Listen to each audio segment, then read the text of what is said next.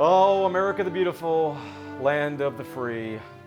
COVID-19, absolutely no match for meals from the field. No, we just move everything inside to Marcia's kitchen.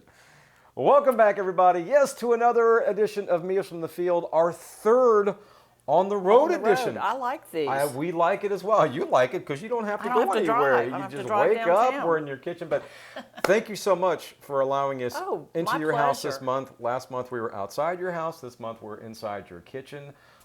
Beautiful house, by the way. And if you hear a dog whining, it's Bailey. It's Bailey. Bailey is smelling ribs because that's what we are doing today. We're talking ribs. We're talking pies, of course, because 4th of July is coming up. So reached out to Marcia and I said, let's do something for 4th of July. And that's what we're doing. That's what we're doing. And so, it also happens to be peach season. So it just it's peach season. And wait till you see this pie. So tell us what we have, Marcia. All right. The first thing we're going to do is a peach fruit salad, and I know we've done these before in the past, but this one's a little bit different. Okay, and I'm gonna, like always, I've got my mobile GoPro here that I can get the trying not to get shots. so close. There you go. But it's tough. I'm gonna back up. Okay, this is a cup of Georgia peaches, and I've got to find a place to put all these bowls right here. A cup of blueberries, but it depends on how many people you're having. That would determine how much fruit you have. Okay. This is about 1.5 cups of chopped, cubed watermelon, which is also from Georgia. About 1/2 cup or a cup of cubed mozzarella cheese. Okay. Which is kind of weird for mozzarella cheese in the watermelon. Okay. And this is the really weird, and I was skeptical, really weird ingredient, but it's so. It's salami. Salami, okay. And this is so good. The salami and the watermelon and the peaches all work so well together. You know us Italians, we like salami. Right? I know, I thought of you when I did this.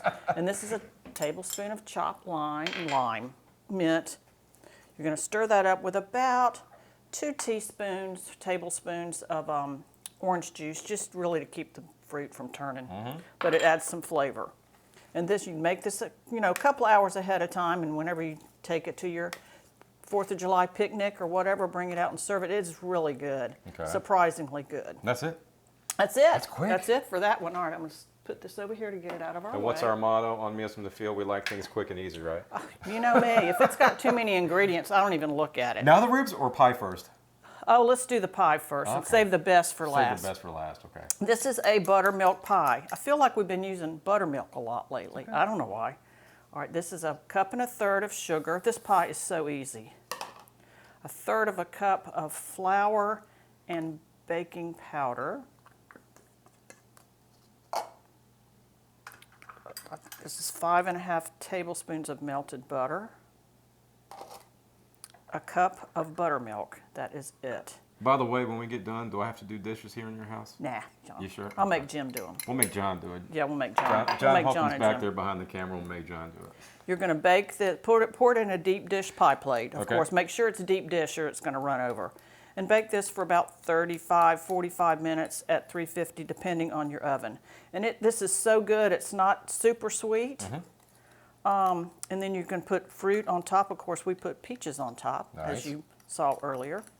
And you can bake that, like I said. All right, let's move this out of the way. There we see the finished product in the pie. We're looking at it now. Look at how delicious that thing is. Okay, so now we save the best for last. Save the best for last. Okay. Ribs. These are baby back ribs, but you could use whatever kind of ribs you like. Come on, do it. Do it. Come on, baby. No. Come on. No, I'm not going to do that. You disappoint me. I guess you bake these in the oven. They're called oven-baked, fall-off-the-bone ribs. And the key to them falling off the bone and cooking evenly is, I don't know if you can see, I made a little slit between the bones there. And that will allow all this stuff to go in there. So what you're going to do, basically just to the ribs, is you're going to sprinkle liberally salt, pepper, garlic powder, onion powder on both sides. That's all you do to the ribs. Then you're going to cover these very, very tightly. And you're going to bake them for 2.5 to 3 hours at 275. And they are really good.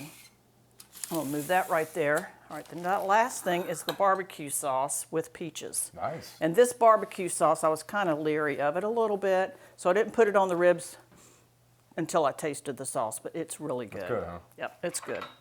All right, this is a half a cup of ketchup and cider vinegar. And you're going to put it on low. I've got sauteed onion in the pan. This is 2 to 3 tablespoons of brown sugar, depending on how sweet you like it. A tablespoon of hot sauce. This is sriracha, which is a little sweeter than the basic Tabasco sauce.